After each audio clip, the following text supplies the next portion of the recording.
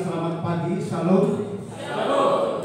Bersyukur kepada Tuhan jika pada pagi hari ini umat kesayangan Tuhan sudah diizinkan oleh Tuhan untuk kita boleh sama-sama datang ke rumah Tuhan untuk kita boleh memuji serta memuliakan nama Tuhan. Baiklah Bapak Ibu saudara-saudaraku yang dikasihi oleh Tuhan, kebaktian pada pagi hari ini segera kita mulai. Sidang jemaat kami undang untuk bangkit berdiri. Mari kita serahkan kehidupan kita kepada Tuhan. Kita angkat satu pujian, kami memuji kebesaran.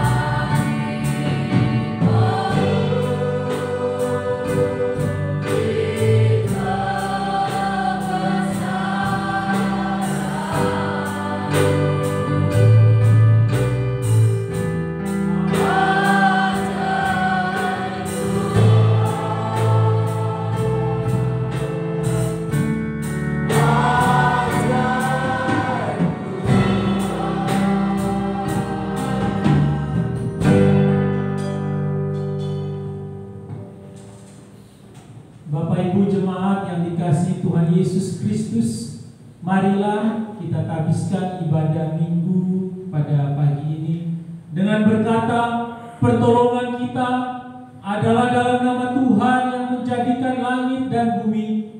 Kasih karunia dan damai sejahtera dari Allah Bapa kita dan dari Tuhan Yesus Kristus menyertai kamu sekalian. Amin. Silakan duduk.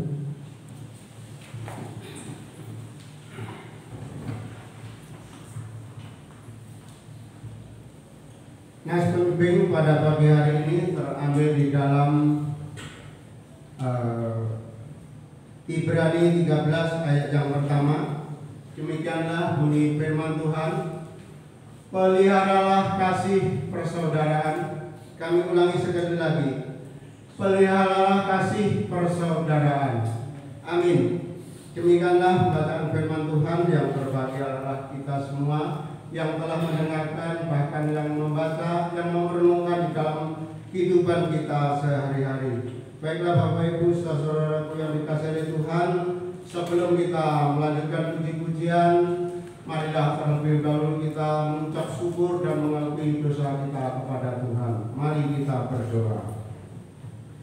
Bapa, kami ucap syukur dan terima kasih ya Tuhan, anak-Mu yang boleh Kau izinkan kembali untuk datang ke tempat ini, untuk kami sama-sama memuji serta memuliakan nama Engkau. Mari ya Tuhan, Engkau memberkati kami semua yang hadir pada saat ini. Mari Engkau memberkati kami, pakailah kami lebih heran lagi ya Tuhan, sehingga pada saat ini kami datang pulang nanti kami juga boleh membawa berkat yang daripada Engkau. Tuhan, sebelum kami melanjutkan puji-pujian kami, ampuni atas segala dosa kesalahan dalam setiap kehidupan kami, melalui ucapan, hati, serta pikiran kami yang tidak berkenan di hadapan Engkau. Mari ya Tuhan, melayakkan kehidupan anak-Mu, sehingga kami boleh semakin hari semakin layak juga di hadirat Engkau. Jam ibadah awal pertengahan ya Tuhan, kami boleh mengakhirinya nanti. Semuanya kami serahkan, bahkan kami alaskan hanya di dalam nama Tuhan kami Yesus Kristus.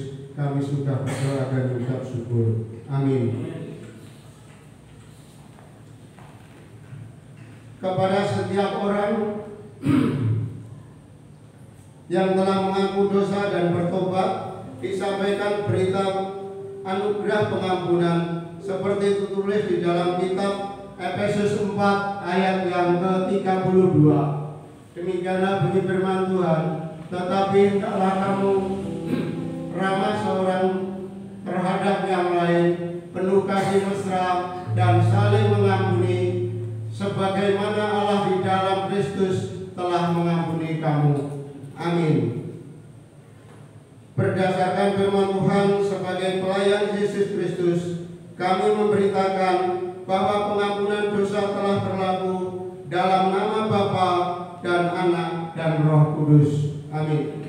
Bapak Ibu yang dikasihi Tuhan, untuk meresponi pembacaan pengakuan dosa pada pagi hari ini, mari kita naikkan satu pujian kasih setia.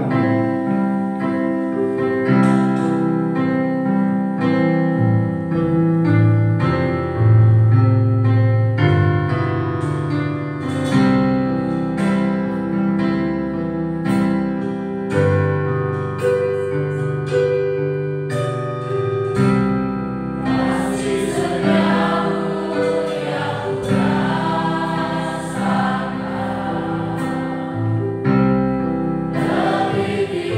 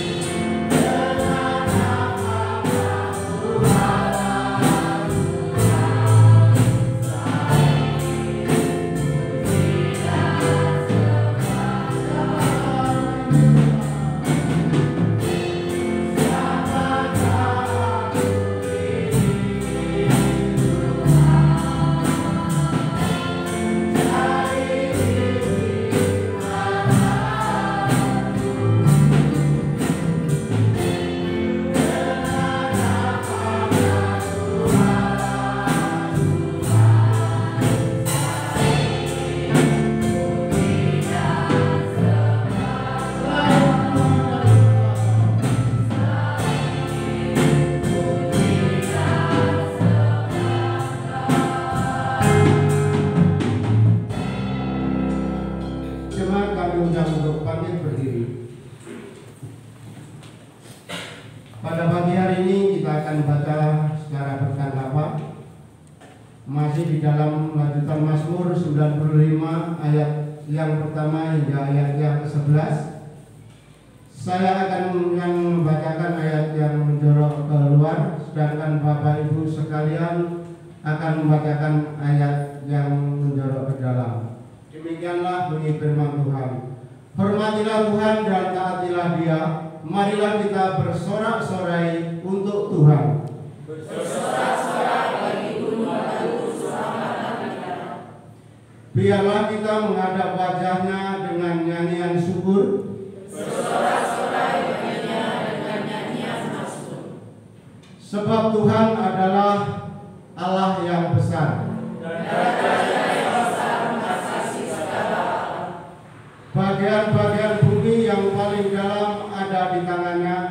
Puncak gunung-gunung pun kepunyaannya. Kepunyaannya laut dialah yang menjadikannya. Darat tangannya yang membentuknya. Masuklah, mari kita sujud menyembah. Berlutut di hadapan Tuhan yang menjadikan kita. Sebab dialah Allah kita. Dan kita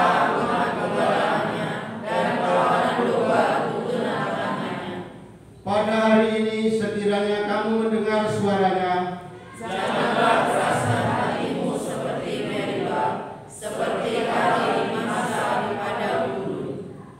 Pada waktu nenek moyangmu mencobai aku, menguji aku, padahal mereka melihat perbuatanku. 40 tahun aku jemu kepada angkatan itu, maka kataku, mereka suatu bangsa yang sesat hati. Dan mereka itu tidak mengenal jalanku. Sebab itu aku bersumpah dalam murkaku, mereka akan masuk ke tempat perhentianku. Amin. Dipersilakan duduk kembali. Pada pagi hari ini kami juga memberikan, kami ulangi lagi, maaf, untuk meresponi pembacaan pertambahan pada pagi hari ini, marilah kita naikkan kembali satu pujian, Allah ditinggikan.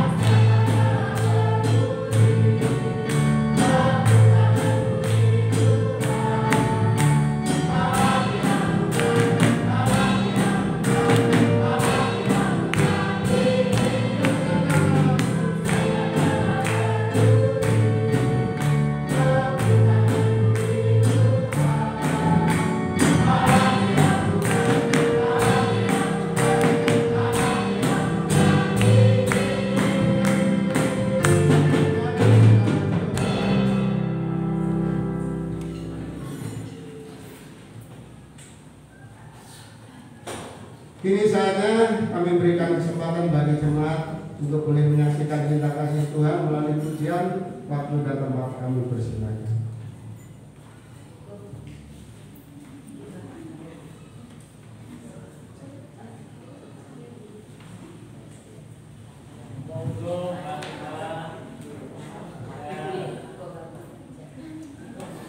Jadi Pak Salmi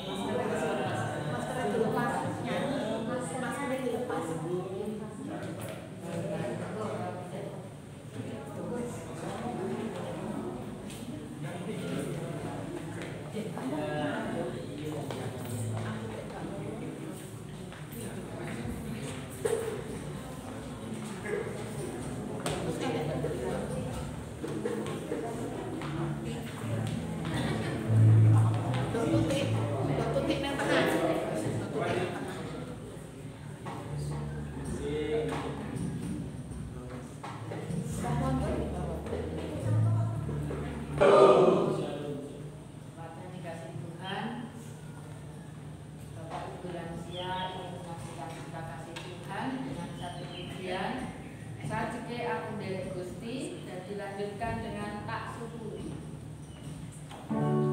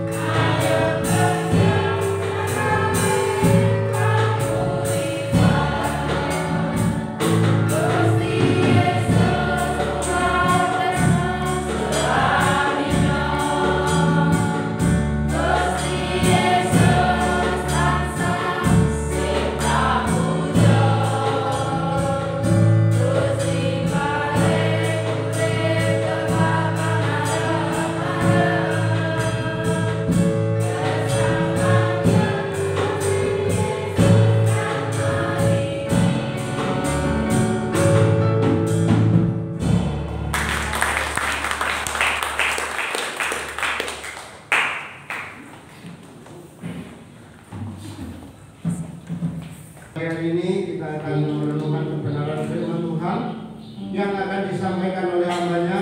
Untuk menyambut kebenaran firman Tuhan ini, mari kita pujikan, siapkan hatiku Tuhan.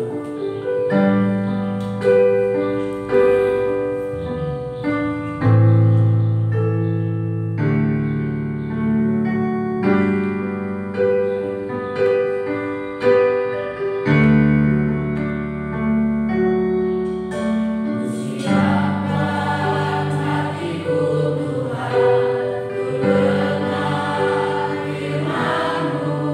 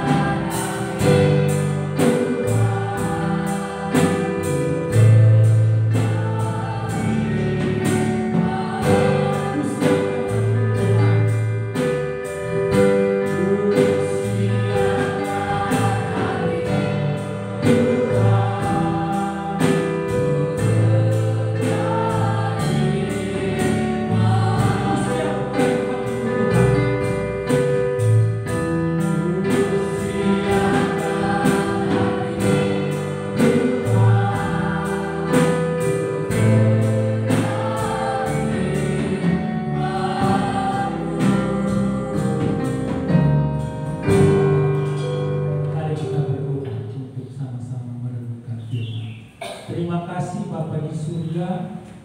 Syukur kepada Allah atas kebaikan Tuhan di dalam hidup kami sepanjang minggu yang lalu. Hingga pada minggu ini kembali kami datang beribadah Tuhan, memuliakan, meninggikan dan mengagungkan nama-Mu yang kudus.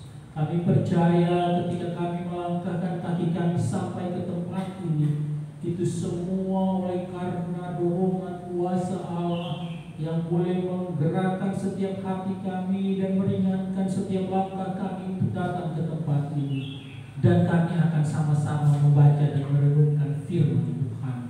Kiranya Tuhan melembutkan setiap hati kami untuk boleh diisi, ditaburi oleh kebenaran firman Tuhan.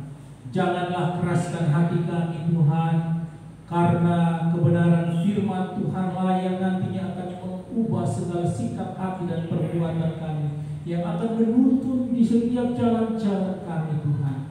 Mari berfirmanlah kepada kami Tuhan. Baik kami yang mendengar, kami yang menyampaikan, sama-sama akan diberkati oleh kebenaran firman Tuhan. Di dalam nama Tuhan Yesus Kristus, firman yang hidup itu, kami berdoa. Amin.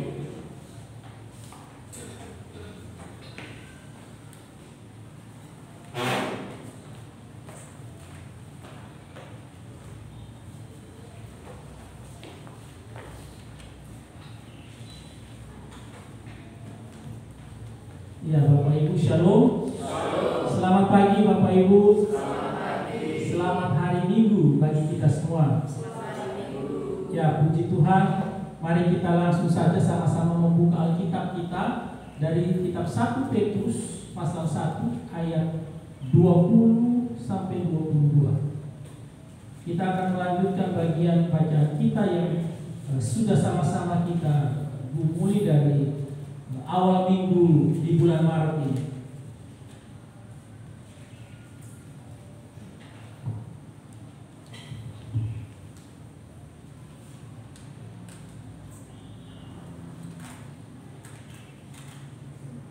Ayat 20 sampai dengan ayatnya yang ke-22.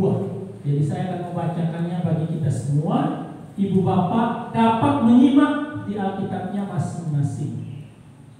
Ya, saya agak banter nanti ya, karena mungkin ada yang sudah tidak mendengarkan dengan baik. 1 Petrus pasal 1 ayat 20 sampai 22. Demikianlah firman Tuhan, Ia telah dipilih sebelum dunia dijadikan, tetapi karena kamu, Ia baru menyatakan dirinya pada zaman akhir. Oleh Dialah kamu percaya kepada Allah yang telah membangkitkan Dia dari antara orang mati dan yang telah memuliakannya, sehingga imanmu dan pengharapanmu tertuju kepada Allah. Karena kamu telah menyucikan dirimu oleh ketaatan kepada kebenaran, sehingga kamu dapat mengamalkan kasih persaudaraan yang tulus ikhlas. Hendaklah kamu bersungguh-sungguh saling mengasihi dengan segenap hatimu. Amin. Demikian jauh pembacaan firman Tuhan kita pada pagi ini. Kita yang berbahagia adalah kita yang membaca, merenungkan, serta melakukannya di dalam kehidupan kita hari lepas hari. Amin. Ya, Ibu Bapak, Mas Daniel masuk aja, Mas Daniel. Soalnya kursinya masih kosong. Oh,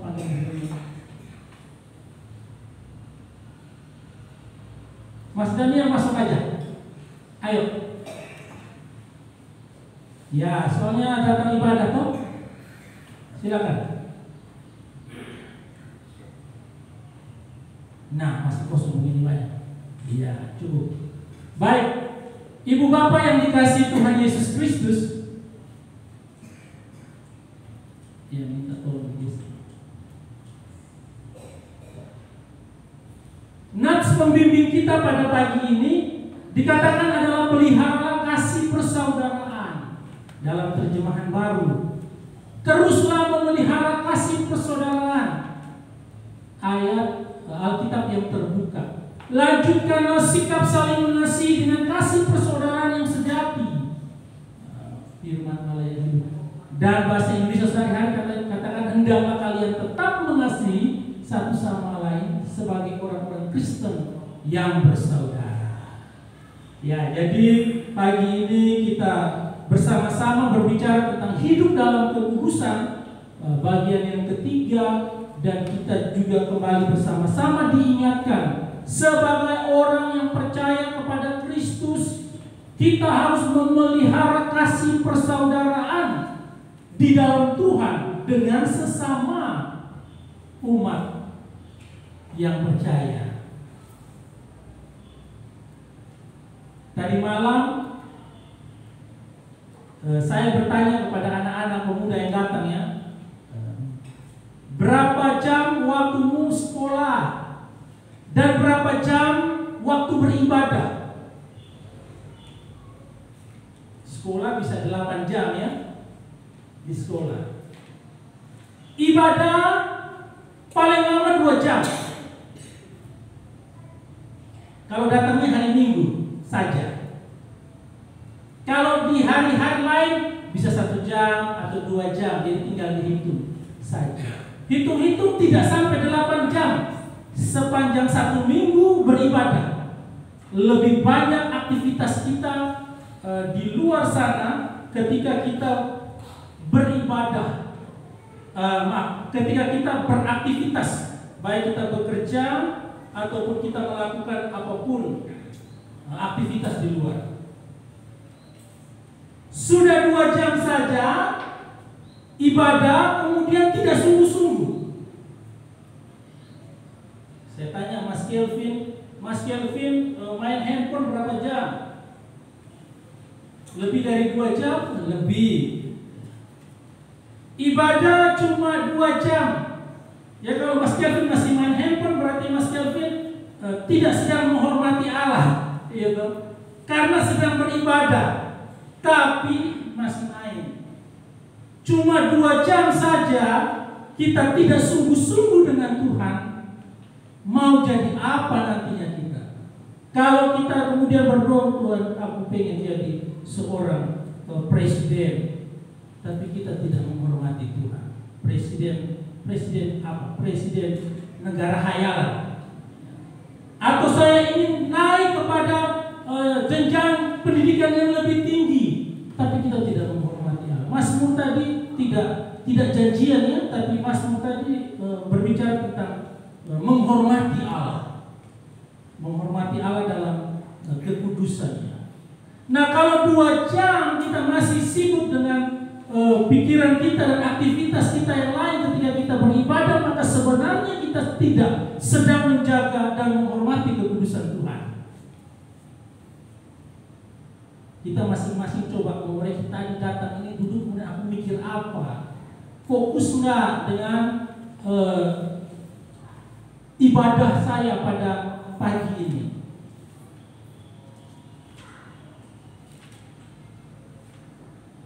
Jadi, ibu bapak yang dikasihi Tuhan Yesus Kristus, mari kita mau benar-benar mempraktikkan hidup kudus.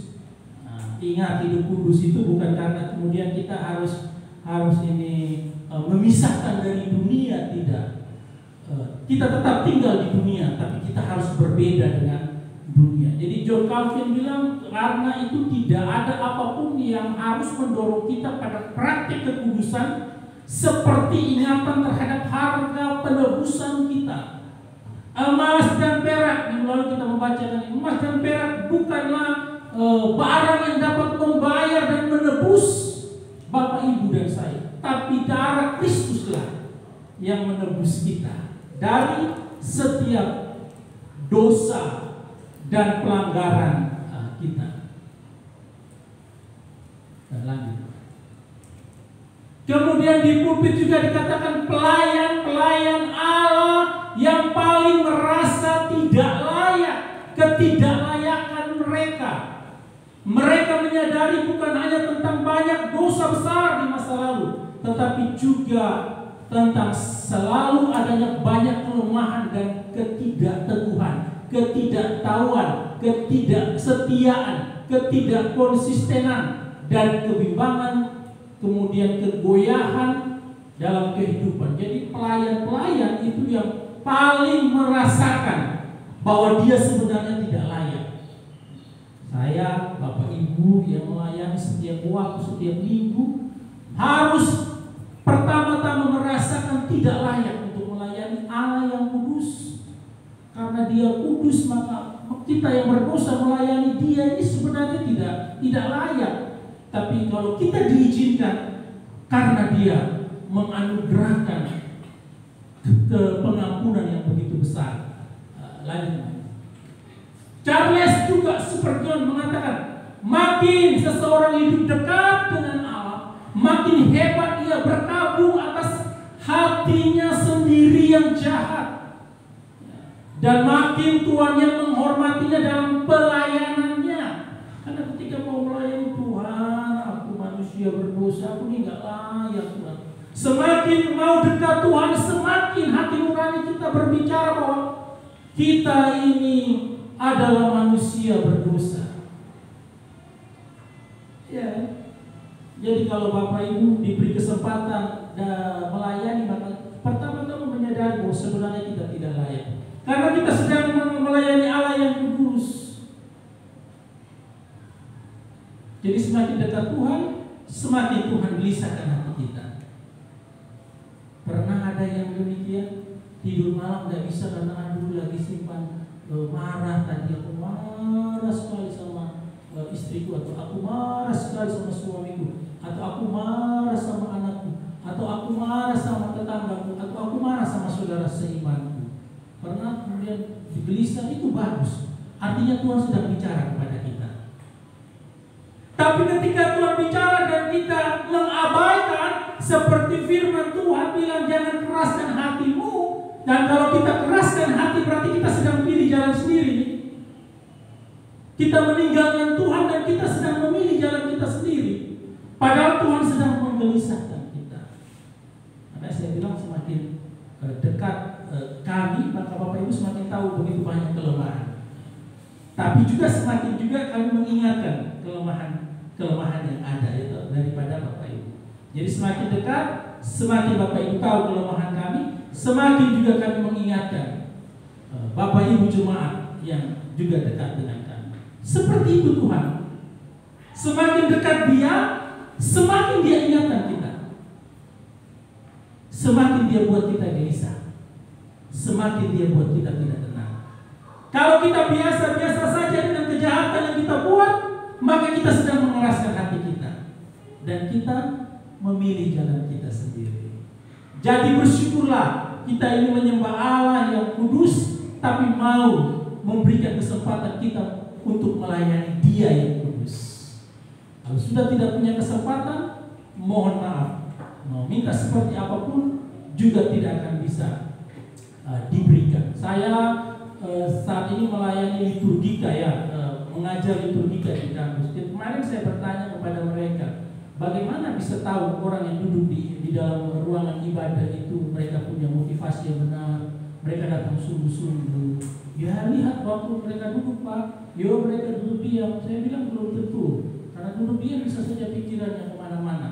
Lalu mereka bilang, ya kalau begitu masing-masing harus menjaga. Iya, masing-masing. Tapi bagaimana bisa menghampiri Allah yang kudus kalau Bapak Ibu ini datang kemudian jemaat tidak sungguh-sungguh kepada Tuhan?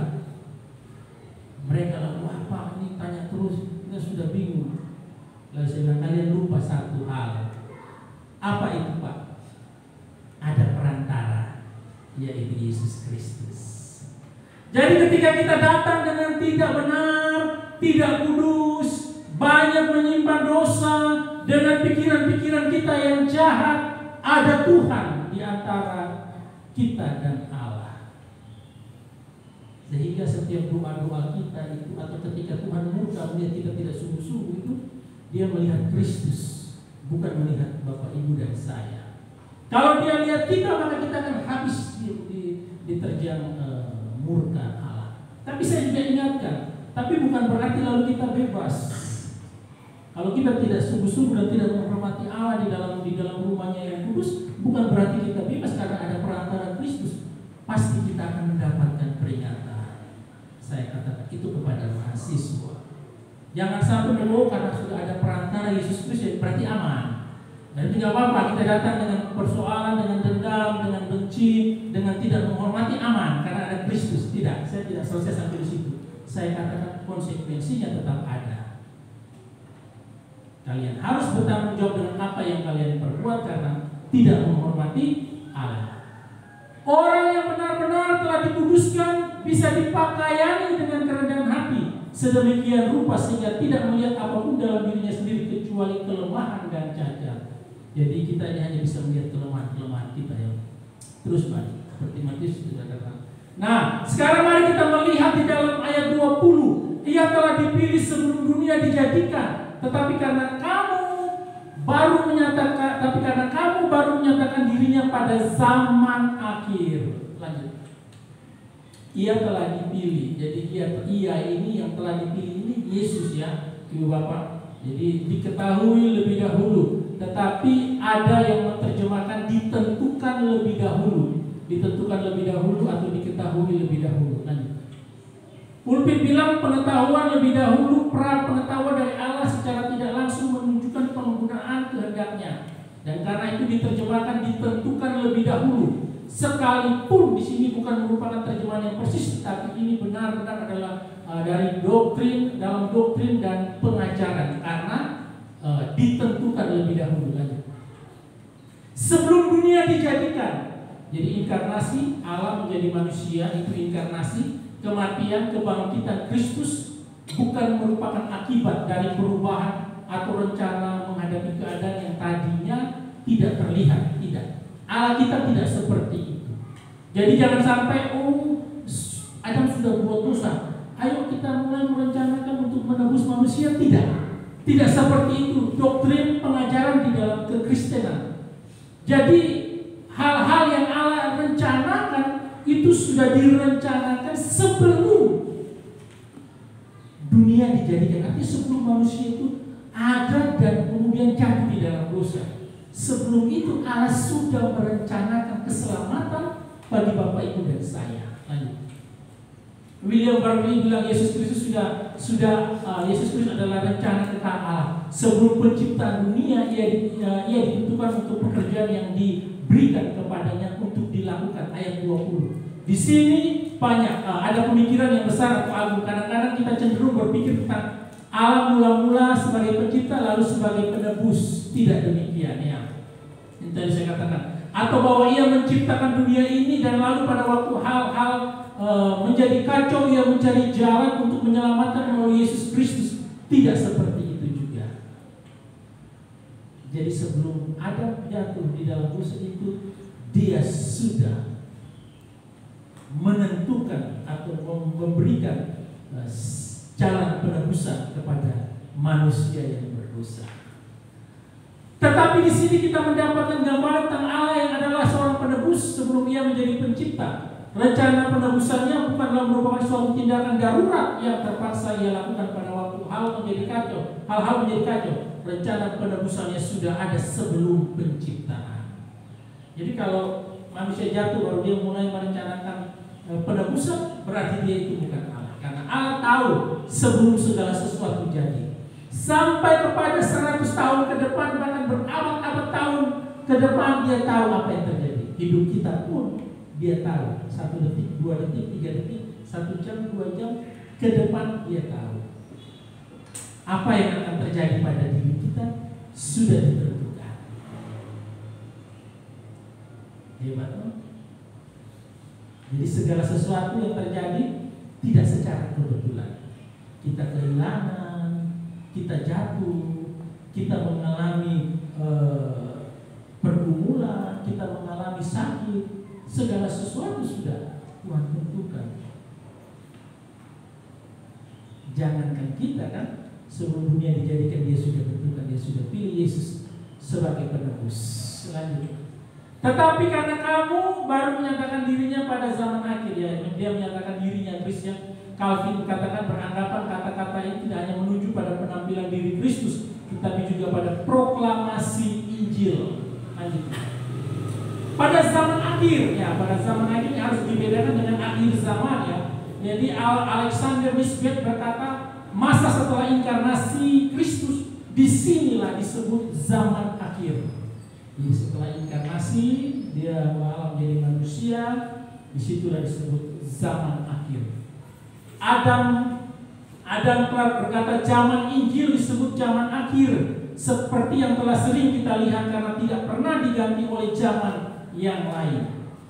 Jadi Injil setelah itu selesai. Kemudian karena kita dengan menggunakan perbandingan, ia menguatkan lagi kasih karunia Allah dengan mana ia bermurah hati secara khusus kepada orang-orang pada zaman itu.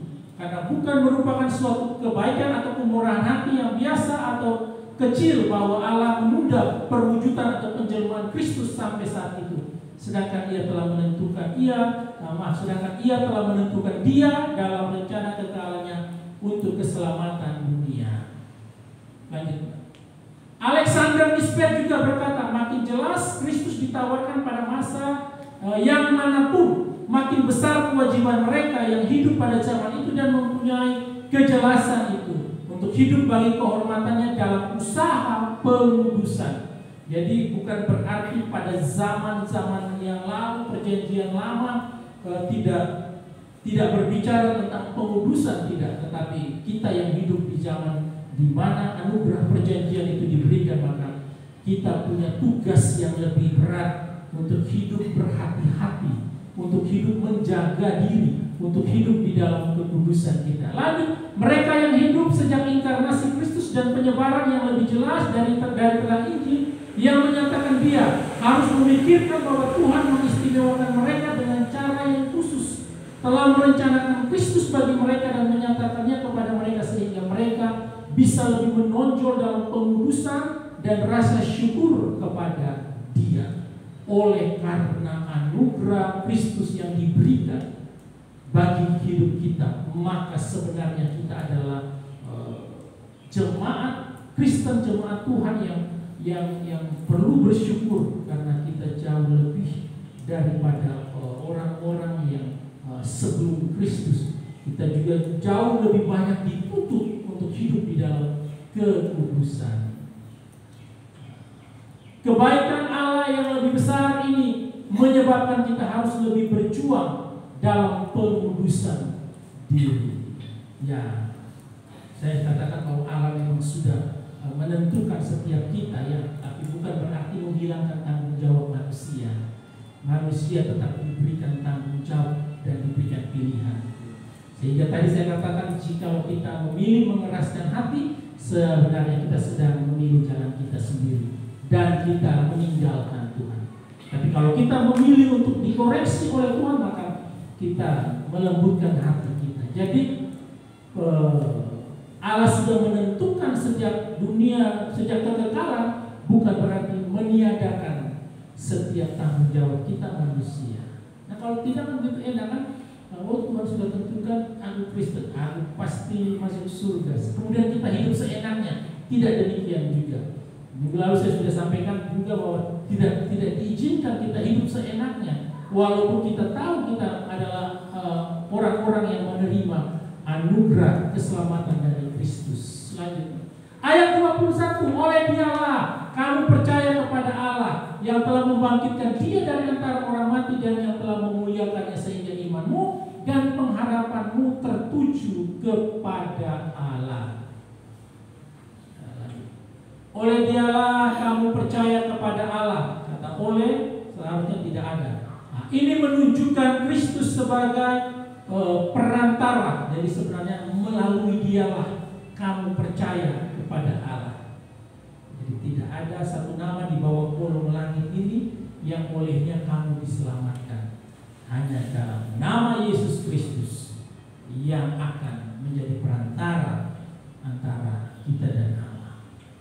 Calvin ada dua alasan mengapa kita tidak bisa beriman kepada Allah kecuali Kristus ikut campur sebagai perantara. Pertama, kebesaran dan kemuliaan ilahi harus diperhitungkan. Dan yang kedua, pada saat yang sama kecilnya kapasitas kita. Jadi ada kebesaran Allah, kemuliaan Allah yang sangat besar, yang tidak bisa dijangkau oleh kita yang kecil. Yang kedua, pada saat yang sama kecilnya kita sebagai manusia, kapasitas kita, sehingga kita tidak akan pernah mampu menghampiri Allah. Harus ada perantara di antara kita. Tak diragukan bahwa ketajaman pikiran kita masih sangat jauh dari mampu untuk naik begitu tinggi sehingga mengerti tentang Allah. Tidak bisa. Kita membutuhkan pikiran Kristus supaya kita bisa sampai memikirkan tentang Allah dan menjangkau Allah itu sendiri. Karena itu semua pengetahuan tentang Allah tanpa Kristus merupakan jurang yang luas yang langsung menelan semua pemikiran kita. Karena itu baiklah kita mengingat bahwa Kristus tidaklah sia-sia disebut gambar Allah yang tidak kelihatan. Nama atau sebutan ini diberikan kepadanya untuk alasan ini, karena Allah tidak bisa dikenal kecuali di dalam Dia. Nah, kita ingat kalau perjanjian lama kan Allah tak bisa dilihat. Kalau siapa yang melihat langsung mati. Dalam inkarnasi ini kita bisa melihat Allah dalam diri Yesus Kristus. Orang-orang zaman hidup, zaman yang sama-sama dengan mereka itu bisa menghampiri Kristus, bisa berdekatan dengan Kristus. Kita hanya membaca firman-Nya, maka kita tahu perkataan-perkataannya itu adalah firman itu sendiri. Nah, oleh karena itu Ibu Bapak, kita sangat bersyukur ya dapat memiliki kesempatan untuk dapat beribadah kepada Allah, menghampiri Allah. Walaupun yang tadi saya katakan, kita datang dengan persoalan, dengan beban di hati, dengan beban di pikiran, mungkin dengan dendam yang kita bawa, tapi kita punya perantara. Tapi tetap kita diingatkan untuk menyelesaikan itu semua. Bukan berarti ya sudah aman-aman saja, tidak.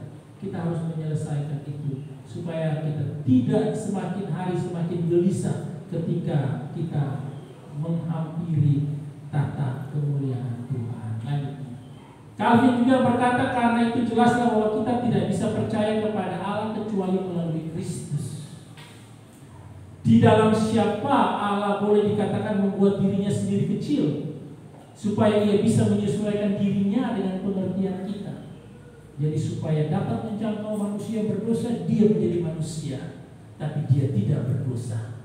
Supaya Dia mengerti seperti apa kelemahan-kelemahan manusia. Dan hanya Kristus sendirilah yang bisa menenangkan hati nurani kita, sehingga kita berani datang dengan yakin kepada Allah.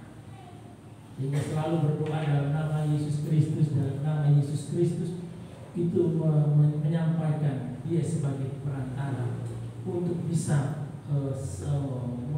mengantar doa dan permohonan kita kepada Allah.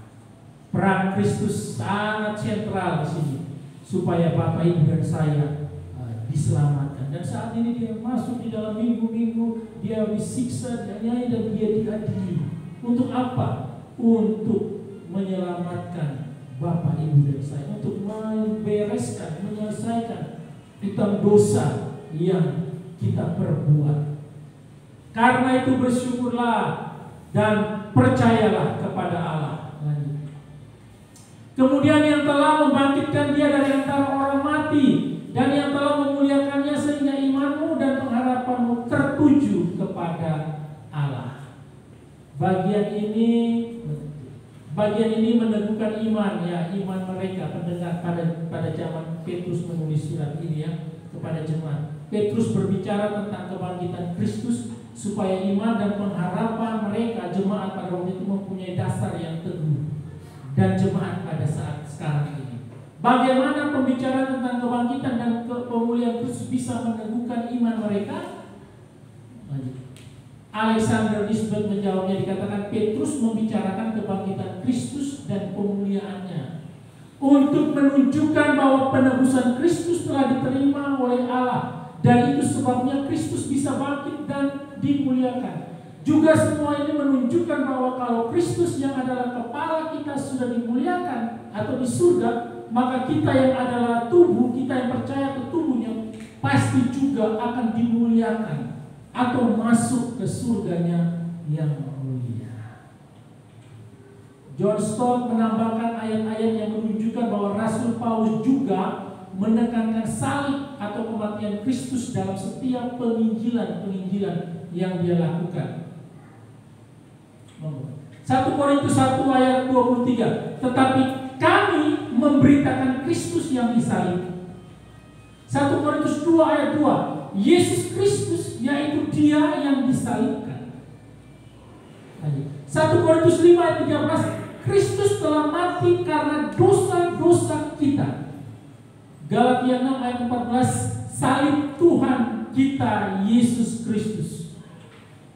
Nah, karena itu kalau memberitakan Injil ataupun memberikan kesaksian pertobatan, selalulah menekankan salib atau kematian Tuhan Yesus untuk menebus dosa kita.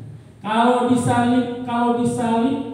salib dibuang, kekristenan itu hancur dan tidak lagi berbeda dengan agama lain. Dan kalau salib dikaburkan, maka kekristenan juga kabur. Ya, seperti itu ya tugas tadi malam kita ya. Jadi salib harus diberitakan. Pak Kepri sampaikan salib Kristus. Bagaimana percaya kepada Kristus? Bagaimana bisa bertobat? Bagaimana kemudian menerima Kristus secara pribadi? Itu menyampaikan tentang pengorbanan Kristus di atas kayu salib. Salib tidak boleh dihilangkan, atau pengorbanan Kristus tidak boleh tidak diceritakan. Harus diceritakan, harus disampaikan, karena itulah inti dari berita Injil, yaitu penebusan dosa. Kalau kita hilangkan, kita sama dengan agama lain. Kita tidak beda dengan agama lain. Yang membedakan Kristen dengan agama lain, salib Kristus itu. Tidak ada nabi di agama-agama manapun yang memberikan dirinya untuk menebus umatnya yang berdosa, karena dia juga berdosa.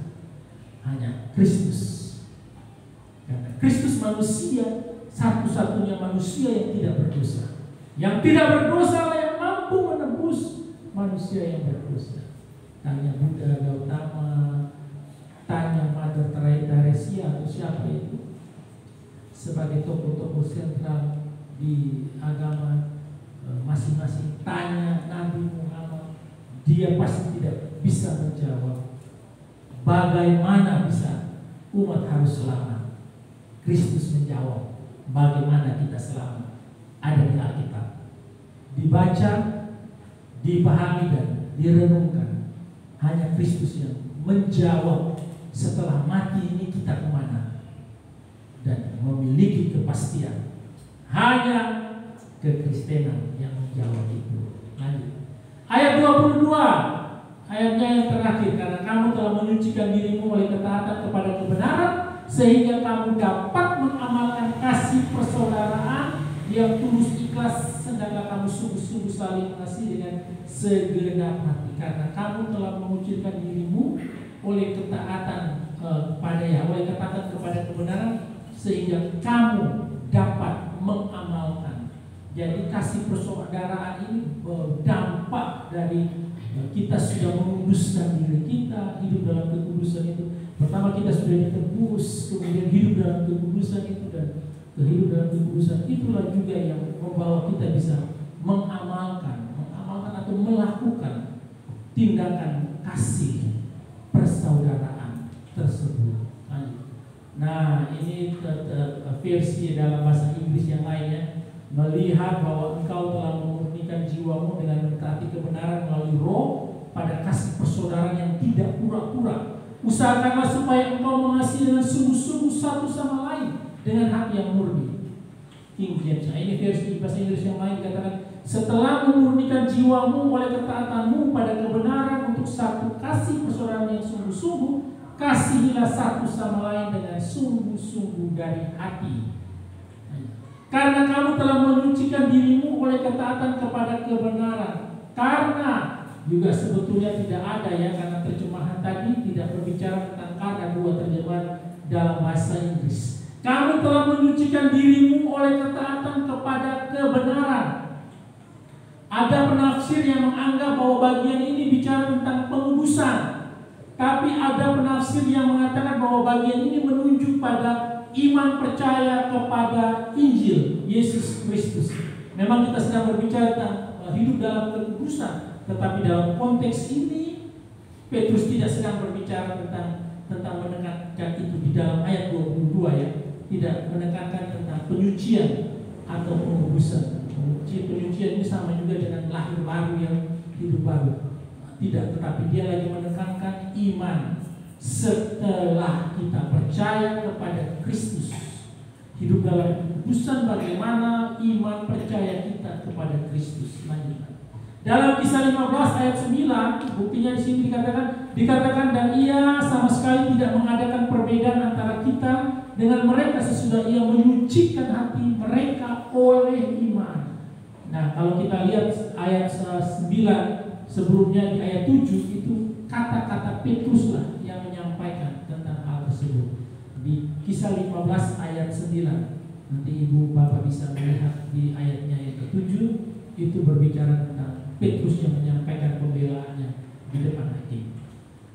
Joy Adams dia katakan baik dalam ayat 22 ini menyucikan diri oleh ketaatan pada kebenaran maupun dalam Kisah 15 ayat 9 menyucikan hati mereka oleh iman. Petrus berbicara tentang satu pengalaman penyucian yang sama. Juga ia mengatakan bahwa memperhatikan kebenaran atau dari Injil dan percaya beriman kepada Injil adalah sama. Jadi dari Injil dan percaya atau beriman kepada Injil adalah sama. Jadi kesimpulan yang di sini disampaikan, yang dimaksud di sini adalah setelah menyucikan dirimu sendiri oleh ketaatan kepada kebenaran, yaitu dengan percaya atau beriman kepada Injil Yesus Kristus. Itu kata dia. 1 Petrus 3 ayat 1 dikatakan tidak taat kepada firman. Demikian juga kamu hai istri-istri, tunduklah kepada suamimu, supaya jika ada di antara mereka yang tidak taat kepada firman, mereka juga tanpa perkataan dimenangkan oleh kelakuan istrinya. 1 Petrus 4 ayat 17 dikatakan tidak percaya pada Injil Allah. Nah, karena sekarang telah tiba saatnya penghakiman dunia, penghakiman dimulai dan pada rumah Allah sendiri yang harus pertama-tama dihakimi. Dan jika penghakiman itu dimulai pada kita, bagaimanakah kesudahannya dengan mereka yang tidak percaya pada Injil? Jadi Petrus sampaikan penghakiman mulai dari rumah Tuhan ini. Kalau kita saja tidak sungguh-sungguh percaya, ya, apalagi mereka yang sama sekali tidak percaya. Kalau kita saja yang merasa bahwa kita percaya, belum tentu kita selamat, maka apalagi yang belum percaya, sama sekali belum punya tentang pada berita Injil. Jadi memang tadi seperti dikatakan bahwa tugas kita jauh lebih berat ketika kita mendengarkan Injil, karena kita harus benar-benar hidup di dalam kekudusan, supaya pada saat Dia datang dan menjemput kita, kita sudah benar-benar siap bersama-sama dengan Dia di surga. 1 Petrus 1 ayat 2, yaitu orang-orang yang dipilih sesuai dengan rencana Allah Bapa kita dan yang dikuduskan oleh Roh supaya taat kepada Yesus Kristus dan menerima percikan darahnya.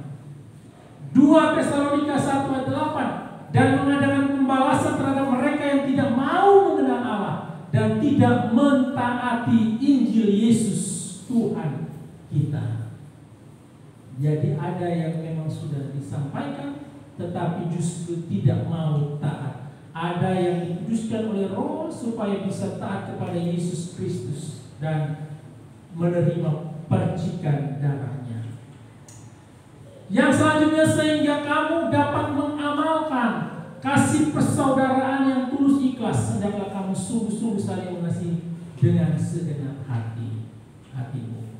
Jadi perhatikanlah terjemahan yang ada dalam Matius di bahasa Inggris.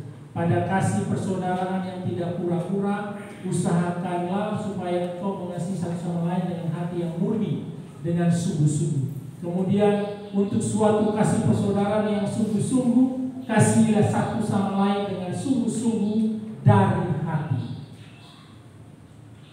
Kasih persaudaraan ini diterjemahkan dari kata Philadelphia yang berasal dari kata phileo dan juga phileo atau philia, love, mengasihi atau kasih, dan adelphos atau saudara. Jadi philia atau Philadelphia itu kasih sesama saudara. Kata pulpit dalam komentarnya dikatakan kata yang diterjemahkan kasih persaudaraan hampir tidak pernah ditemukan kecuali dalam tulisan-tulisan Kristen. Tidak ada ditemukan dalam tulisan-tulisan agama lain.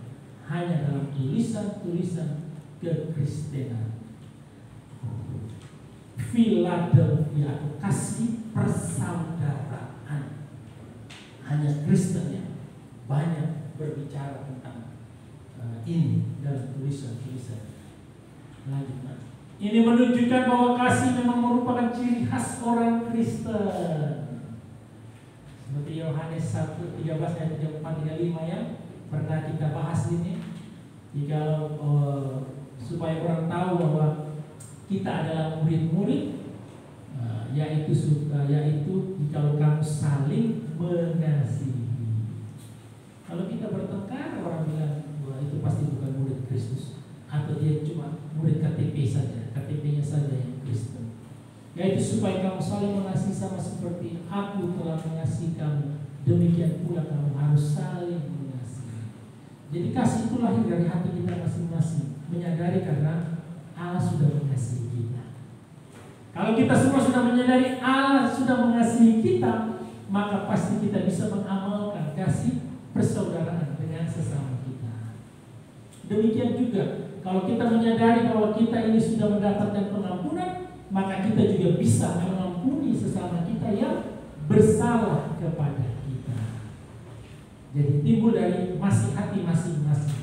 Kalau kita tidak bisa mengampuni, berarti sebenarnya kita menerima kasih anugerah itu sangat sedikit untuk dapat menyadari bahwa kita adalah orang-orang yang harus dimurkai dan kita sudah diampuni oleh Tuhan.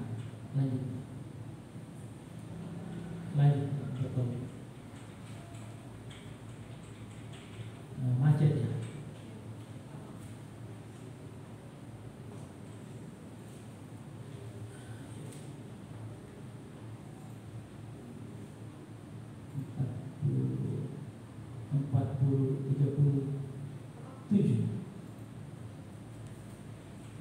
Di depan itu.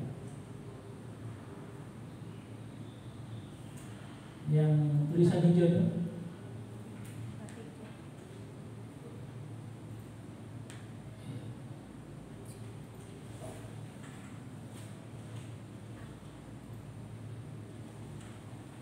Ya, terus.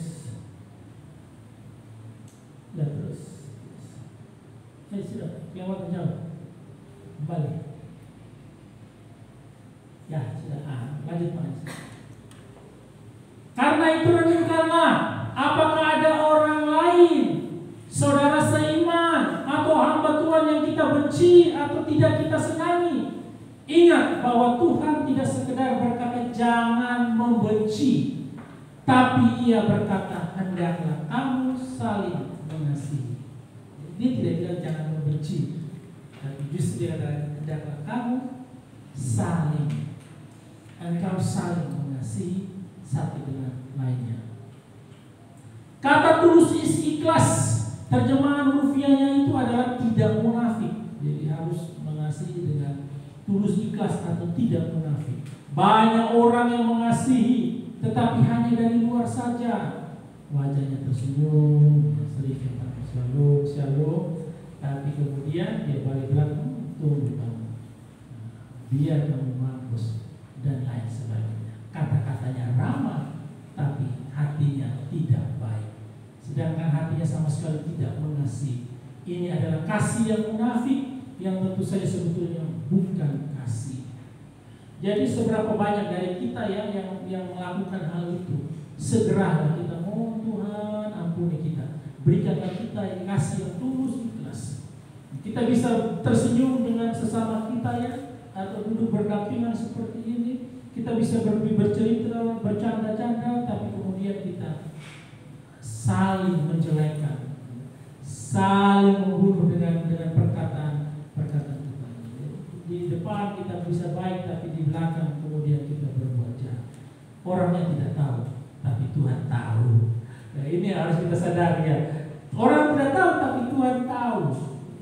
Selalu kalau saya sama teman-teman bercanda itu, kalau mereka lagi gocok, saya bilang, saya tidak apa-apa, tapi Tuhan belum tentu Dia setuju perlakuan kalian kepada saya.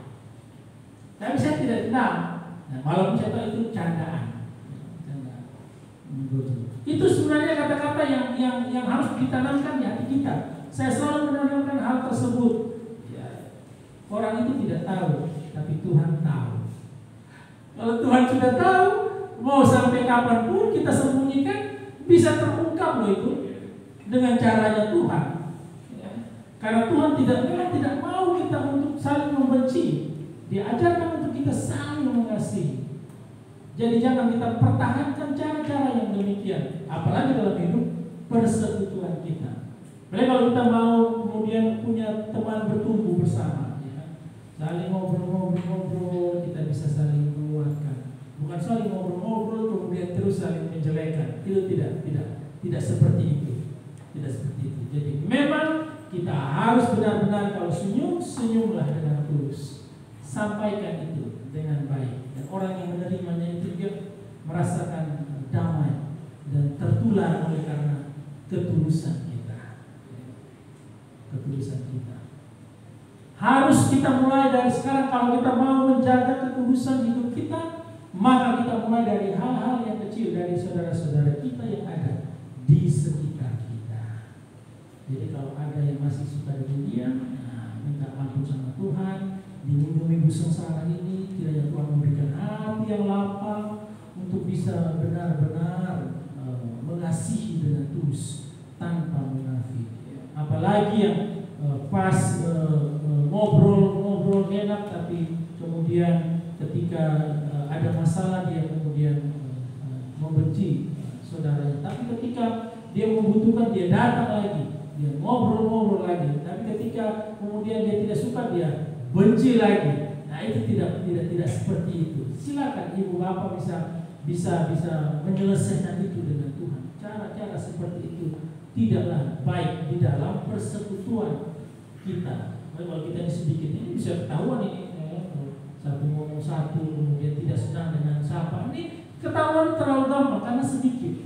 Kalau jemaat yang Pak Marcel layani contohnya kalau ribuan sih kita tidak tahu itu. Hanya Tuhan yang tahu. Dan serahkan kepada Tuhan. Kalau cuma sedikit ini bisa terlihat, bisa terbaca. Jadi mari sebelum Tuhan yang mengingatkan kita dengan keras, kita sampaikan itu kepada Tuhan, minta ampun dan selesaikan itu. Lanjutkan. Atau ada juga yang mengasihi dan mau berbuat baik kepada orang lain asal mendatangkan keuntungan bagi dirinya. Ini adalah egoisme yang berselubungkan kasih. Nah, jadi ada kepentingan baru dia baik. Kalau tidak dia perlu kita, nama kita itu dijual kemana-mana itu seperti kacang goreng murah. Tapi kalau dia butuh kita, waduh sayangku, cintaku, apa lagi? Punya kata-kata pujian keluar, tak bisa terbendung. Tapi setelah dia tidak butuh kita, maka nama kita dijual seperti kacang goreng kemana-mana. Iya kalau kita salah, kalau kita tidak salah, ya kalau kita tidak salah, nama kita dijual-jual, harus takut sama Tuhan, karena Dia tidak tahu, tapi Tuhan tahu. Dia tidak bisa membela diri, tapi Tuhan bela dia. Nah, saya selalu katakan kalau kita benar, jangan takut, Tuhan yang bela. Tapi kalau kita salah, harus mengakui dan siap untuk Tuhan hukum. Saya kemarin sampaikan, saya selalu katakan Tuhan kalau kami tidak murni, kalau kami tidak benar dalam pelayanan, singkirkan kami. Jauh lebih elegan daripada kami harus melayani dengan kemunafikan.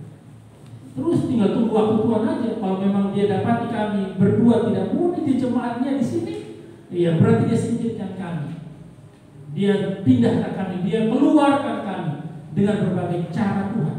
Tapi kalau kami benar, kami ditempatkan di sini, satu cara manusia pun untuk menurunkan dan menyingkirkan kami pasti tidak bisa. Pasti tidak bisa. Itu juga berlaku bagi setiap orang benar. Kalau kita benar, satu cara manusia pun atau 1000 cara manusia pun ingin menyingkirkan dan menjauhkan kami, kita dari kasih Kristus, maka tidak akan pernah bisa terjadi. Ya, jadi kalau Bapak Ibu benar, jangan takut, ada Tuhan bela. Tapi kalau salah, mengakuilah di hadapan Tuhan. Nah, Calvin tidak ada yang lebih suka daripada mengasihi sesama kita dalam ketulusan atau keseruan, karena kasih pada diri sendiri, memerintah atau menguasai yang penuh dengan kemunafikan. Dan di samping itu setiap orang menetapkan kasih yang dia tunjukkan kepada orang-orang lain berdasarkan keuntungannya sendiri, bukan berdasarkan peraturan untuk berbuat baik. Jadi jangan sampai kita memanfaatkannya, kita mengasihi dan kita memanfaatkan supaya kita mendapatkan keuntungan. Itu bukan kasih yang tulus dan ikhlas. Dan hendaklah kamu sungguh-sungguh saling mengasihi. Nah, ini menarik di sini. Dari kata Yunani yang pertama tadi dipakai adalah philia atau phileo, kasih kepada saudara. Lalu di sini hendaklah kamu sungguh-sungguh saling mengasihi. Petrus menggantinya dengan kata agapesate atau agapau atau agape. Agape itu kasih Allah kepada manusia tanpa pamrih, tanpa menuntut balas, tanpa punya kepentingan apapun. Kasih yang sungguh-sungguh tulus yang diberikan Allah kepada manusia, itu dia pakai kata agapau atau agape. Jadi dari kata phileo, kasih kepada saudara, dia berubahnya adalah kamu sungguh-sungguh saling mengasihi. Artinya kita sungguh-sungguh saling mengasihi dengan kasih Allah, dengan kasih agape. Sudah tidak berbicara lagi kasih persaudaraan. Kasih persaudaraan yang kita bangun bisa dengan motivasi yang tidak benar. Tapi kalau sudah dengan kasih agape, dia mengubah dengan kasih agape, maka sudah tidak ada kepentingan di dalamnya, tidak ada kemunafikan di dalamnya, tidak ada hal-hal yang kita selubungi di dalamnya. Karena Petrus menggantinya dengan kata agapau atau agape. Agape kasih Allah kepada umat manusia. Alexander Nisbet benar di sini, sang rasul membuat kemajuan dalam kekudusan pada masa lalu sebagai suatu dorongan untuk kemajuan yang lebih jauh lagi dalam hal itu. Jadi dari kasih persaudaraan, dia lebih jauh lagi maju sampai kepada kasih agape. Dan itulah yang memang diharapkan dari setiap umat untuk mengasihi dengan kasih agape. Di pulpit dikatakan kasih Kristen disebabkan oleh kasih Allah dan mengasihi orang-orang lain karena Allah mengasihi orang-orang itu. Bagaimana seseorang bisa merasa dingin di mana Bapa mengasihi secara ilahi? Kita tidak bisa menjadi orang yang tidak mengasihi jika Allah mengasihi kita dengan begitu limpah. Pasti salah Allah yang kita sembah. Kalau Allah mengasihi Bapak Ibu dan saya, maka kita juga mampu mengasihi sesama kita atau orang lain dengan segenap hati. Nah, ini dengan sungguh-sungguh, dengan hati yang murni. Pulpit komentari katakan murni dibuang atau tidak ada dalam 2 manuskrip yang paling kuno. Kata itu mungkin suatu komentar keterangan dari penyalin, tetapi ini sangat benar dan cocok. Kasih Kristen harus dari hati yang benar dan murni.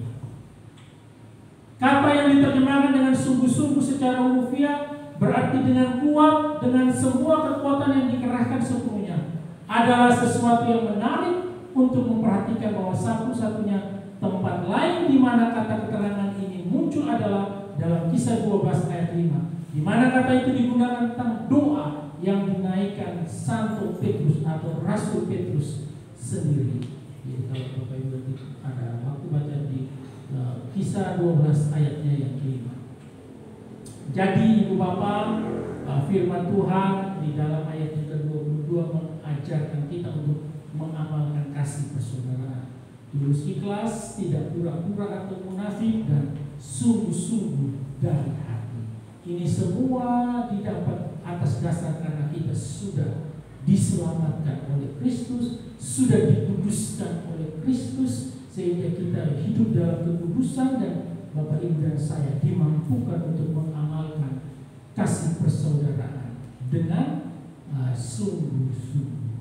Kiranya pada pagi ini kita yang mendengarkan firman Tuhan dengan sungguh-sungguh, tidak mengeraskan hati kita, melembutkan hati kita, dan mau melakukan firman Tuhan di dalam kehidupan kita hari lepas hari. Amin. Mari kita berdoa. Terima kasih Bapa di surga, bersyukur karena Allah boleh menyelamatkan kami, mengorbankan dirinya, menebus dosa-dosa dan pelanggaran kami melalui Yesus Kristus, dan melahirbarukan kami di dalam keyakinan percaya kami, di dalam keyakinan iman kami terhadap Injil yang telah diberitakan kepada kami, dan kami membuka hati kami menerima Tuhan sebagai Tuhan dan Juru Selamat pribadi di dalam kehidupan kami. Tidak sampai di situ saja ya Tuhan, kami mau dan kami rindu agar kehidupan kami juga berbeda dengan cara hidup dunia. Kami mau hidup di dalam kekudusan Tuhan. Kami mau menyatakan, kami mau menyampaikan tentang salib Kristus yang sudah menyelamatkan kami, melalui mengamalkan kasih persaudaraan di antara kami ya Tuhan. Terima kasih Tuhan Yesus Kristus. Terima kasih karena Engkau mengizinkan kami menjadi saksi Tuhan di tengah-tengah kehidupan kami yang fana ini Tuhan. Masih begitu banyak orang yang haus akan kasih Tuhan. Kami berdoa kiranya Tuhan menolong kami untuk kami bisa mengamalkan kasih itu dengan baik dan benar, dengan tulus dan murni di dalam kehidupan kami. Jikalau pada pagi ini Tuhan ada dari kami yang masih belum mengasihi sesama kami, masih belum mengasihi orang tua kami, masih belum mengasihi suami atau istri kami, masih belum mengasihi keluarga kami, Tuhan kami mohon berikanlah kasih-Mu yang berlimpah-limpah itu, agar kami menyadari bahwa kami benar-benar telah menerima kasih Tuhan yang begitu besar dan sempurna untuk kami bisa dapat aplikasikan di dalam hidup kami. Dan ampuni kami jikalau kami juga tidak menghormati Tuhan di dalam kekudusan Tuhan. Di setiap kali kami beribadah kepada Engkau Tuhan, kami memikirkan pekerjaan kami memikirkan masalah kami memikirkan keuangan kami memikirkan hal-hal yang tidak berbicara tentang surga di tempat kudus-Mu ini Tuhan. Bahkan kami juga memikirkan hal-hal yang jahat. Kami mohon ampunilah kami ya Tuhan. Janganlah murka Tuhan menimpa kami oleh karena teledornya kami Tuhan untuk tidak menghargai dan menghormati Tuhan di rumah Tuhan yang kudus ini. Terima kasih Tuhan Yesus Kristus, terima kasih Tuhan. Terpuji-pujilah nama-Mu, Allah yang kudus, Allah yang maha mulia itu, yang telah menyerahkan hidupnya untuk menebus setiap dosa dan pelanggaran kami melalui pengorbanan Yesus Kristus, memampukan kami semua untuk boleh menjalani kehidupan di dalam kekudusan dan menjadi berkat di setiap kehidupan kami hari lepas hari. Di dalam nama Tuhan Yesus Kristus, Tuhan dan Juru Selamat kehidupan kami berdoa. Amin.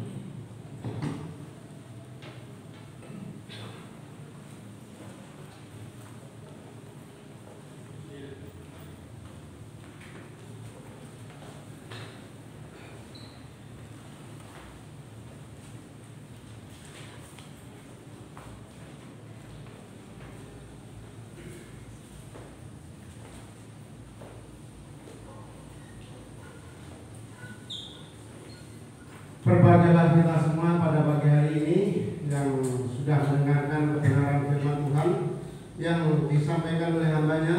Meskipun sudah berlalu di dalam pendengaran dari telinga kita, tetapi biarlah firman ini jangan berlalu di dalam setiap hati dan pikiran kita, dan boleh kita lakukan di dalam setiap kehidupan kita sehari-hari. Jemaat kami undang untuk bangkit berdiri.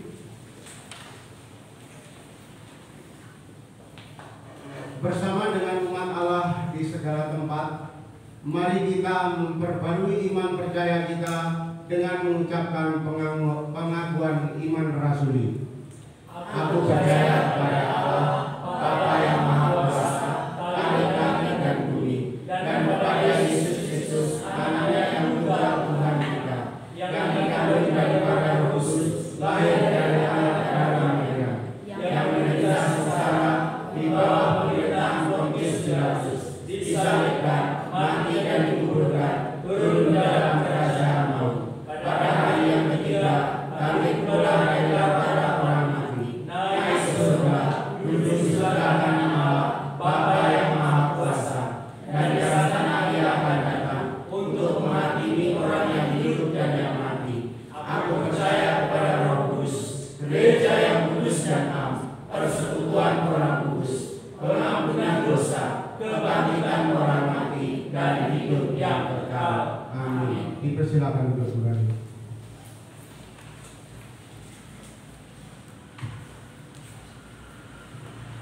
Baik Bapak Ibu, mari kita tundukkan kepala kita dan kita mengangkat syafaat kita. Syukur kepada Allah untuk kebaikan Tuhan di dalam hidup kami sepanjang minggu-minggu yang telah kami lalui Tuhan, dan kami memasuki minggu ketiga dari bulan Maret ini Tuhan. Kami bersyukur karena sampai detik ini kami semua dalam pemeliharaan Tuhan. Kami ada sehat, kami kuat, kami tanpa kekurangan suatu apapun. Kami percaya itulah bentuk dari pemeliharaan Tuhan yang begitu sempurna kepada anak-anak Tuhan yang juga berserah dan bersandar hanya kepada Tuhan.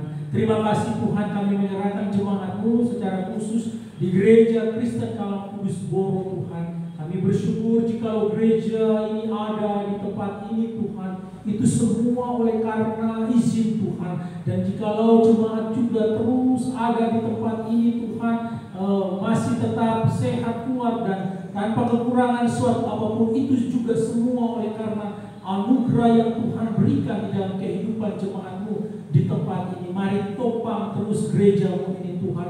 Mari pakai terus gereja-Mu ini. Pakai terus umat-Mu yang ada di dusun gunung ini Tuhan, untuk menjadi pembawa berita Injil, sehingga walaupun kami yang sedikit ini Tuhan, tetapi Tuhan pakai kami untuk menjadi pembawa pengaruh yang besar di tengah-tengah kehidupan dusun ataupun desa Boro di mana kami tinggal ini Tuhan. Terima kasih Tuhan Yesus Kristus, terima kasih. Kami juga menyerahkan Tuhan setiap jemaat-Mu di dalam kehidupan pribadi, lepas pribadi ya Tuhan. Kami tidak bisa mengerti dan memahami setiap persoalan pergumulan yang dirasakan oleh jemaat-Mu di tempat ini. Tetapi Tuhan Allah yang Maha Tahu itu mengetahui setiap kedalaman hati umat-Mu Tuhan, dan yang saat ini juga sedang menyerahkan setiap pergumulan mereka ke dalam tangan pengasihan Tuhan. Kiranya Tuhan berkenan mendengarkannya, Tuhan berkenan memberikan jalan keluar, Tuhan berkenan memberikan kekuatan, dan Tuhan berkenan menyelesaikan setiap pergumulan-pergumulan yang dialami oleh setiap jemaat-Mu ini Tuhan. Mari menolong mereka yang bergumul di dalam pekerjaannya, mereka yang bergumul di dalam kehidupan keluarganya, mereka yang bergumul di dalam kehidupan rumah tangganya, mereka yang bergumul di dalam kehidupan pekerjaan usahanya Tuhan. Mari Tuhan menolong setiap hamba-hamba-Mu ini Tuhan. Kami percaya ya Tuhan, tidak ada janji-Mu yang akan terlewatkan bagi setiap umat yang sungguh-sungguh percaya dan mengamalkan perbuatan-perbuatan benar yang Tuhan sudah ajarkan di dalam kehidupan setiap hamba-hamba-Mu ini Tuhan. Terima kasih Tuhan Yesus Kristus.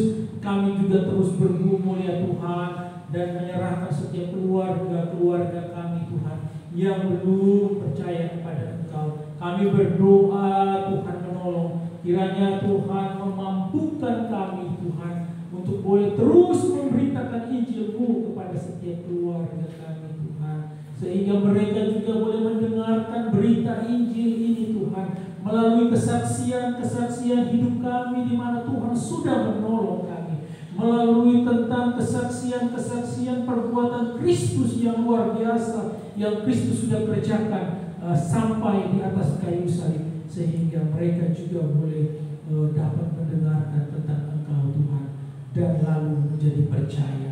Tuhan, mampukan kami Tuhan bercerita kepada orang tua kami, bercerita kepada suami kami, bercerita kepada anak-anak kami, bercerita kepada mertua kami, bercerita kepada besan kami, bercerita kepada anak mantu kami, bercerita kepada cucu-cucu kami, sehingga mereka juga boleh dapat mendengarkan tentang Injil Yesus Kristus. Kami berdoa kiranya Tuhan menolong kami untuk terus menabur benih Injil ini di tengah-tengah keluarga kami. Suatu hari kelak kami percaya benih Injil ini akan bertumbuh Tuhan.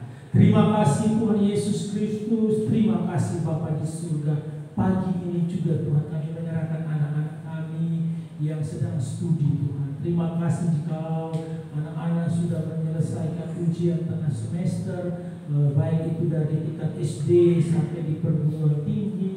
Tuhan menolong setiap anak-anak kami, memampukan mereka untuk terus dapat belajar dengan sungguh-sungguh Tuhan, sehingga nantinya apapun yang menjadi pertanyaan demi pertanyaan di dalam kelas, mereka bisa dapat menjawab dengan baik. Mampukan orang tua untuk terus membimbing, mengarahkan, mengajari Tuhan dengan penuh kasih, dan yang terutama orang tua juga terus mengajarkan tentang iman Kristen kepada setiap anak-anaknya Tuhan, sehingga anak-anak bertumbuh dengan baik dan benar di dalam pengenalan akan Kristus. Terima kasih Tuhan, kami percayakan masa depan anak-anak kami ini Tuhan ke dalam tangan penasihat Tuhan. Berdoa juga bagi keluarga, saudara, suami, istri, dan anak-anak kami yang bekerja di luar dari dusun gunung, baik itu di Surabaya, baik itu di luar negeri, baik itu di Jakarta ataupun di kota-kota manapun Tuhan yang tidak bisa kami sebutkan. Tuhan jagai, lindungi, pelihara mereka satu persatu Tuhan, sehingga mereka kembali di tengah-tengah kami dalam keadaan selamat tanpa kekurangan suatu apapun juga. Tuhan, kami juga bersyukur dan berterima kasih dan menyerahkan setiap jemaat-Mu Tuhan. Kiranya Tuhan menolong dan memberikan kami kesatuan hati bersama-sama dengan pengurus gembala. Kami boleh bersinergi, bergandengan tangan untuk memberitakan Injil Yesus Kristus kepada semua orang. Dan biarlah kami hari demi hari bertumbuh dengan baik dan benar di dalam pengenalan akan Engkau ya Tuhan. Terima kasih Bapa di surga. Berdoa dan menyerahkan wilayah Blitar, GKK wilayah Blitar dalam tugas dan panggilannya Tuhan. Mari memberkati setiap baik ketua, seksi-seksi pelayanan, staf yang ada Tuhan. Memberkati sehingga semua boleh juga bergandengan tangan untuk boleh melayani di wilayah Blitar. Berkati semua pos-pos yang akan melayani untuk terus memberitakan Injil Yesus Kristus di tengah-tengah setiap suku-suku, di tengah-tengah kami Tuhan. Kiranya kami juga bersinergi dengan gereja-gereja lain untuk boleh bergandengan tangan memberitakan Injil Yesus Kristus kepada semua orang, sehingga wilayah Jawa, khususnya wilayah Blitar Tuhan, suku Jawa mancanegara juga boleh mendengarkan Injil dan menerima Engkau sebagai Tuhan dan Juru Selamat di dalam kehidupannya. Terima kasih Tuhan Yesus Kristus, memberkati setiap rencana-rencana kerja di dalam wilayah Blitar. Tuhan memberkati, biar semua dapat berjalan seturut dengan kehendak Tuhan saja. Terpujilah nama-Mu Bapa. Pagi ini juga kami menyerahkan jemaat-Mu yang bersukacita oleh karena berjumpa dengan hari pernikahan, hari ulang tahun pernikahannya. Tuhan memberkati, Tuhan menolong, menopang. Bahkan yang berjumpa dengan hari ulang tahun bertambahnya usia, Tuhan juga memberkati dengan usia bertambah, terus makin hari mencintai Tuhan dan kebenarannya. Terpujilah nama-Mu Bapa di surga. Tidak lupa juga kami berdoa bagi jemaat yang sedang mempersiapkan diri dalam minggu-minggu Prapaskah ini Tuhan. Biarlah kami boleh menikmati dan merefleksikan perjalanan iman kami masing-masing bersama Tuhan di minggu-minggu sengsara ini, sampai ketika kami melihat kemenangan yang besar yang Tuhan nyatakan di dalam Paskah ataupun kebangkitan Kristus dari antara orang mati, di mana kami tahu bahwa Allah sudah menang atas maut, dan kami menjadi jemaat yang begitu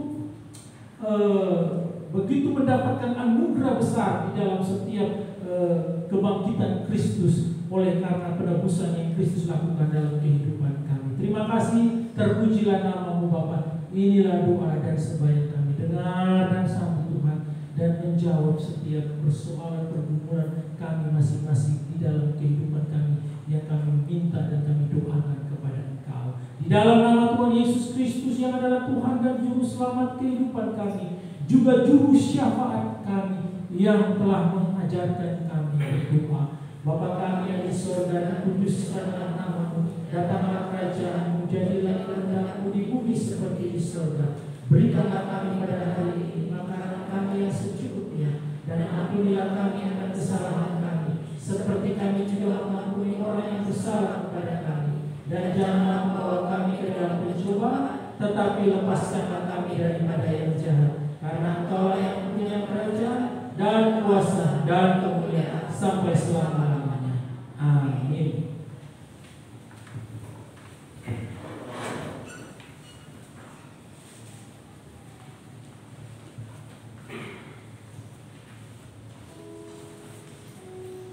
Kini di pasalnya kita akan memberikan yang terbaik untuk Tuhan, yaitu persembahan. Tapi sebelumnya ada nas firman Tuhan terambil di dalam 2 Korintus 9 ayat yang ke-7 sampai 8. Demikianlah firman Tuhan, hendaklah masing-masing memberikan menurut kerelaan hatinya, jangan dengan sedih hati atau karena paksaan, sebab Allah mengasihi orang yang memberi dengan sukacita. Dan Allah sanggup melimpahkan segala kasih karunia kepada kamu, supaya kamu senantiasa berkecukupan di dalam segala sesuatu dan malah berkelebihan di dalam berbagai kebajikan. Amin. Untuk petugas kantong kolektor Ibu Sub, kita naikkan satu pujian, Tuhan telah Engkau hartaku. Segala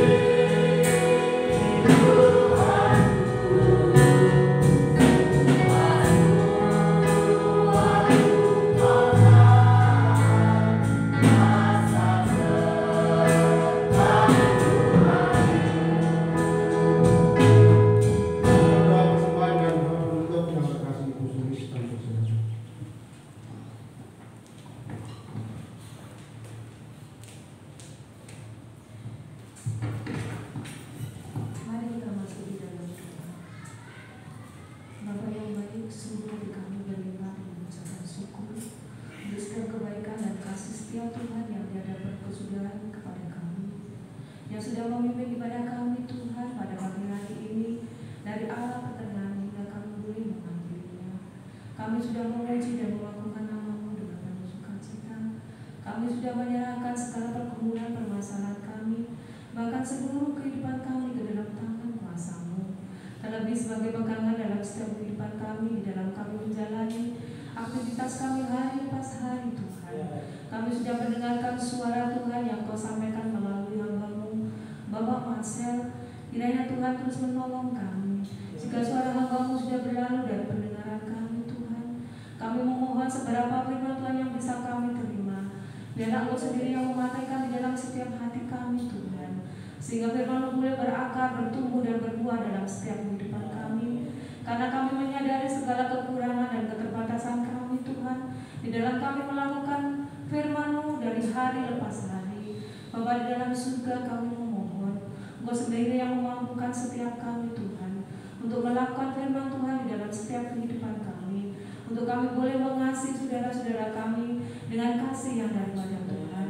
Bahkan di dalam kami menjalani setiap kehidupan kami Tuhan, kami memohon Kau menguasai hati dan pikiran kami, dan membawa kami ke dalam kekudusan-Mu, sehingga semakin hari kami boleh semakin layak di hadapan Tuhan. Terima kasih Bapa di dalam surga, terima kasih. Kami juga memohon berkat untuk hamba-Mu Bapak Marcel Tuhan, yang telah Kau percaya memberitakan kebenaran firman-Mu di tempat ini. Kami memohon Bapa Engkau terus memberkati hamba-Mu, memberkati seluruh kehidupannya, memberkati seluruh keluarganya, memberkati rumah tangganya, bahkan memberkati masa depannya. Terlebih Bapa Engkau memberkati setiap pelayanannya, sehingga melalui hamba-Mu Bapa boleh membawa jemaat-Mu di tempat ini boleh semakin dekat kepada Engkau, boleh semakin mengerti apa yang Tuhan kehendaki dalam setiap kehidupan kami. Terima kasih Bapa di dalam surga, terima kasih. Pada pagi hari ini kami juga memohon berkat-Mu untuk setiap anak-anak-Mu yang ambil bagian pelayanan di dalam pagi hari ini. Apapun bentuk pelayanan Tuhan percayakan kepada mereka, Tuhan memberkati. Tuhan memakai hamba-hamba-Mu ini lebih lagi Tuhan, untuk kemuliaan nama Tuhan. Terima kasih Bapa di dalam surga, terima kasih. Sebagai ungkapan syukur kami pada pagi hari ini Tuhan, kami juga membawa sebagian kecil berkat yang Kau berikan dalam setiap usaha dan pekerjaan kami. Betapa kami menyadari apa yang kami bawa pada pagi hari ini Tuhan tidak sebanding dengan berkat yang Tuhan berikan dalam setiap usaha dan pekerjaan kami. Tetapi Kau mengetahui setiap hati kami Tuhan. Kami memberi dengan penuh sukacita, dan kami memohon Bapa Kau memberkati setiap rupiah demi rupiah yang telah kami himpunkan, sehingga boleh berguna bagi pekerjaan Tuhan di tempat ini. Terima kasih Bapa dalam surga, terima kasih. Jika sebentar kami tidak pulang ke rumah kami masing-masing, kami menyerahkan setiap perjalanan kami ke dalam tangan kuasa-Mu. Baik kami yang berjalan kaki, baik kami yang berkendaraan, Tuhan membungkus menyertai kami dengan kuasa Roh Kudus-Mu, sehingga kami boleh sampai di rumah kami masing-masing dengan selamat. Dan untuk sepenuhnya Bapa dalam surga, seluruh kehidupan kami serahkan ke dalam tangan kasih dan kuasa-Mu. Hanya di dalam nama Tuhan kami Yesus Kristus, kami sudah berdoa dan bersyukur. Amin.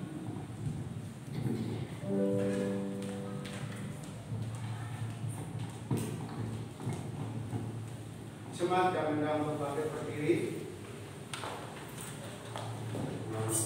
Di akhir ibadah ini kita pujikan pujian dosa puji Allah Bapa Putra, dan diteruskan doa berkat oleh hambanya serta warta jemaat oleh Ibu Nita.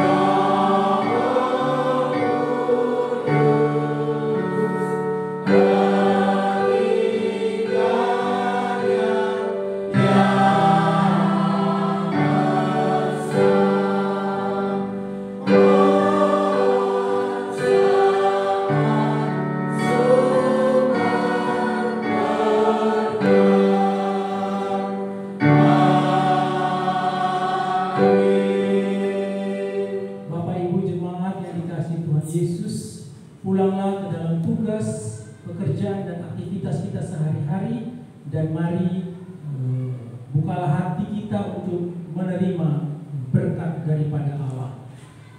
Kasih dari Allah Bapa di surga, anugerah dari Tuhan kita Yesus Kristus, dan persekutuan dengan kuat kuasa Roh Kudus kiranya tinggal, mendiami dan menyertai Bapak Ibu jemaat sekalian mulai dari sekarang ini sampai selama-lamanya. Amin.